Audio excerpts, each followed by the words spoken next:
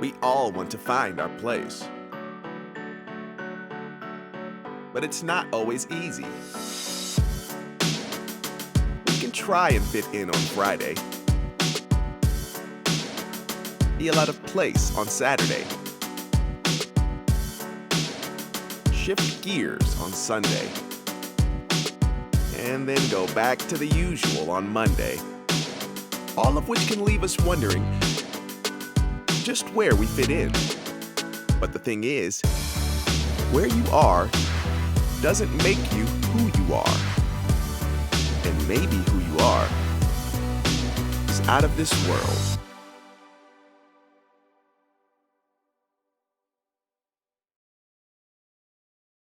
Hey, what's up, guys? Welcome to Link Groups. Thanks for being here today. So we're in this new series called Out of This World, and last week we started off talking about how we feel torn between two worlds. You know, we have our normal lives and normal friends, and we feel connected to them, but sometimes we feel like we're disconnected in some ways. And then you come to church, and you feel comforted by the fact that you can follow God and know who Jesus is. But if you're honest, sometimes it all seems a little weird too. And so you can start feeling disconnected there as well.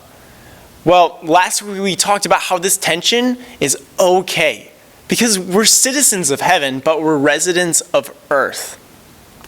That means that we can feel like we're torn between the two worlds. We can feel like we're disconnected and we don't really belong in either places. And in the midst of that, Jesus tells us that we have to care for and be present in the world that we live in.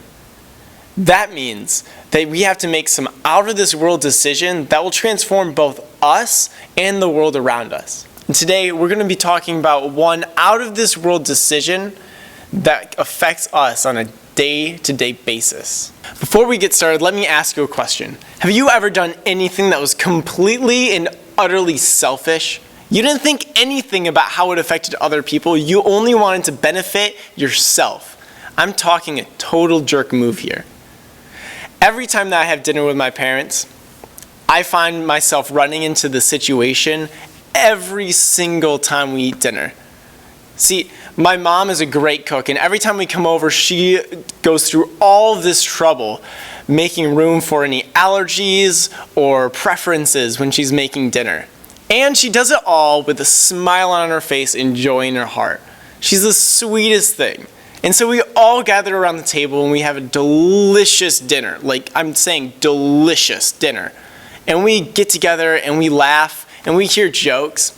And when we finish, we clear our plates and bring them to the sink, and something weird happens. People mysteriously start disappearing.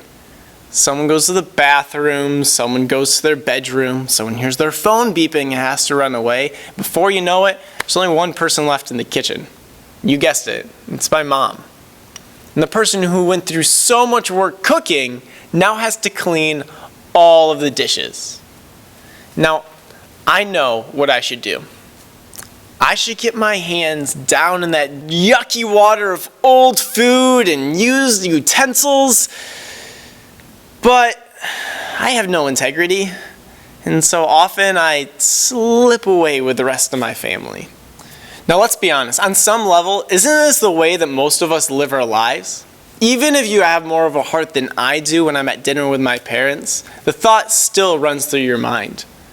I mean, I think on every level, everybody thinks to themselves and analyzes every situation by how does this affect me, and how does this help or hurt me. If I had a hashtag for when I made all of my decisions, it would be #selfish. And I'm not the only one, I'm sure. I mean, think about it. What goes through your mind when you're trying to figure out who your friends are going to be, what tables to sit at, whether or not to watch the movie that everyone else is watching when you're at your friend's house, whether or not to sneak out after your parents go to bed. I mean, when it comes down to it, it kind of seems like this is a basic survival instinct. But on the other hand, this is a huge problem.